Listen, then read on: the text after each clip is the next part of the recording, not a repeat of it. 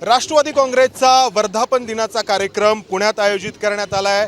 त्याआधी राष्ट्रवादी भवन या ठिकाणी ध्वजवंदन होत आहे।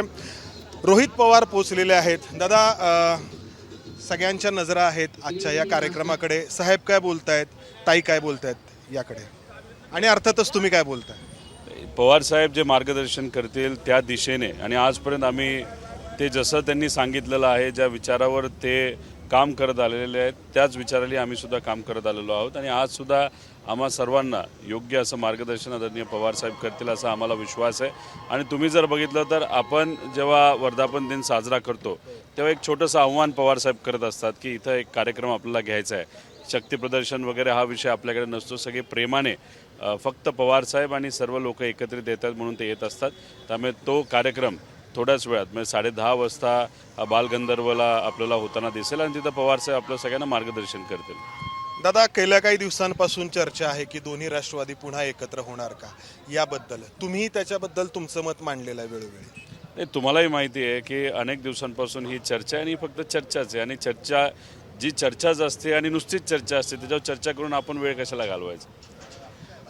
नाही, पण चर्चा होते त्याला कारणही आहे। म्हणजे थोडंसं बदललेलं चित्र पाहायला मिळतं। अजितदादा आणि पवार साहेब अनेक वेळा एकत्र येतात, काल देखील एकत्र होते। अर्थात ते कार्यक्रमाच्या निमित्ताने, VSIच्या बैठकांच्या निमित्ताने एकत्र असतात। हाच प्रश्न आम्ही सुनील तटकरेंना विचारला होता। अर्थात तो त्यांच्या पक्षाचा विषय आहे की दोन्ही पवार एकत्र येण्याला त्यांचा काही विरोध आहे, अशी चर्चा आहे सुनील तटकरेंची। तर त्यावेळी त्यांनी थेट असं काही उत्तर दिलं नव्हतं। तुम्हाला काही जाणवतं त्या? नाही, तो त्यांचा विषय आहे। आणि एकत्रित पक्ष येतात नाही तर येणार आहेत हे आपल्याला कुठं काय माहिती आहे? कोणाशी पवार साहेब बोलले नाहीत, सुप्रियाताई बोलले नाही, या बाबतीतली चर्चा कधी झाली नाही। जेव्हा केव्हा आम्ही भेटलेलो आहे तेव्हा महाराष्ट्रात काय परिस्थिती आहे, शेतकरी, कष्टकरी, युवा कोण अडचणीत आहे का, त्याच्यावर तुम्ही कशी भूमिका घेणार आहात, या बाबतीतली चर्चा आजपर्यंत होताना। आणि हे जे पवार साहेब आणि अजितदादा एकत्र येतात, आता VSI जी संस्था आहे ते शेतकऱ्यांच्या हितासाठी काम करते। आणि तिथे सर्व पक्षाचे लोक आहेत, सर्व पक्षाचे लोक तिथं जर काम करत असतील तर आता अजितदादा दुसऱ्या पक्षाचे आहेत पण ते आज पदाधिकारी आहेत या सरकारमध्ये।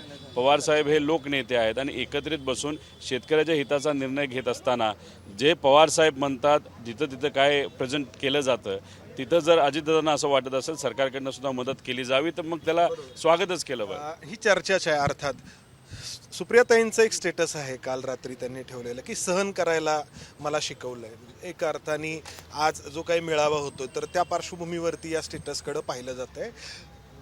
नाही, आता सुप्रियाताई येतील त्यांना मी सुद्धा विचारतो की एक्झॅक्टली काय आहे, कारण का शेवटी स्टेटस का ठेवला गेला, स्टेटस ठेवत असताना क्षणाचा तो विषय असतो। आता स्टेटसचा अर्थ फार वेगळे निघतात, एकच अर्थ आपल्याला काढता येणार नाही। त्यामुळे सुप्रियाताई थोड्या वेळाला येतील, त्यांनाच तुम्ही विचारलं। साहेबांनी मागे एका मुलाखतीमध्ये सगळा जो काही पुढचा निर्णय आहे तो सुप्रियाताई घेतील असं म्हटलेलं होतं, आणि सुप्रियाताईंचं त्यानंतरचं हे स्टेटस आहे।